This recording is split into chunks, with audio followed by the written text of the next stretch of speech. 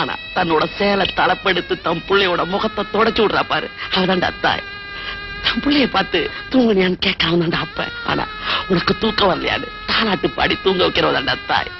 உனக்கு குளிர்தா பண்ணு போர்வை எடுத்து போத்தி விடுவதாண்டா அப்ப. ஆனா தானே போர்வையா இருந்து தன்னோட அணைப்புல இருக கட்டி தழுவி தூங்க வைக்கிறா பாரு, அவதான்டா தாய்.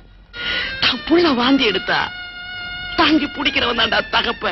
ஆனா தாய் கையால அந்த வாந்தி ஏந்தி பிடிக்கிறா பாரு, அவதான்டா தாய், அவதான் தாய். அப்படிப்பட்ட தாய்கிட்ட இருந்து உன்னை பிரிச்சிட கூடாதுன்றாண்டா இத்தனை நாள் அவங்க அம்மாட்ட உன்னை விட்டு வச்சிருந்த. அதனால தாண்டா நீ என்ன இப்படி எல்லாம் பண்ற.